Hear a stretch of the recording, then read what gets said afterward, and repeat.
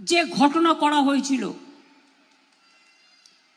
যাদের অ্যাটাক করা হয়েছিল, নতুন করে সব ডিজি তৈরি করেছে, সিপি তৈরি করেছে, ডিএম তৈরি করেছে, আইসি তৈরি করেছে, ওসি তৈরি করেছে, এসডিও করেছে, এডিএম করেছে। আমি জানি তারা সবাই বাংলার লোক, বাংলাকে সমর্থন দেবে, এটা আমি বিশ্বাস করি। বিজেপির কথায় কান না দিয়ে মানুষের সঙ্গে কাজ করবেন। আমাকে সমর্থন করার দরকার নেই। মানুষ যাতে শান্তিপূর্ণভাবে ভোট করতে পারে, দাঙ্গা যাতে না হয়, মানি লন্ডারিং যাতে না হয়, আর্মস যাতে না ঢোকে, ড্রাগস যাতে না ঢোকে।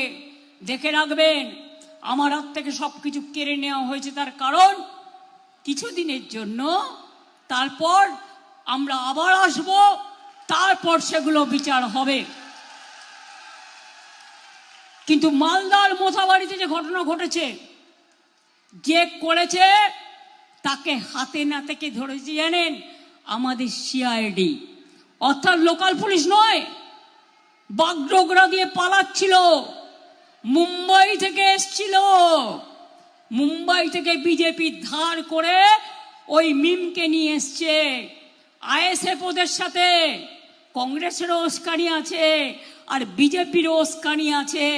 বিহারে এরা ভোট কেটে বিজেপিকে জিতিয়েছিল বিজেপির টাকায়। আর কালকেও যে দাঙ্গা করেছিল পরশুদিন, সেটাও এরাই করেছিল।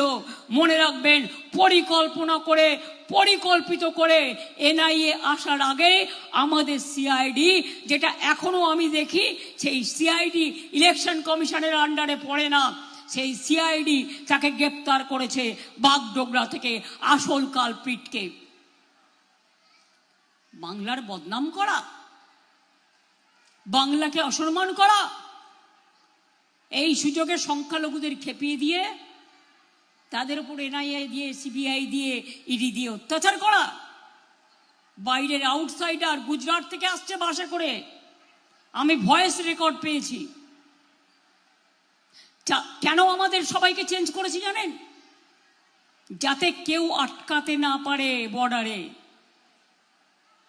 ওরা টাকা নিয়ে আসবে, সিআরপিএফ এর গাড়ি করে টাকা আসছে। আর কোথায় কোথায় যাচ্ছে আমি জানি, আমার কাছে রেকর্ড আছে, আমি টাইম নিয়ে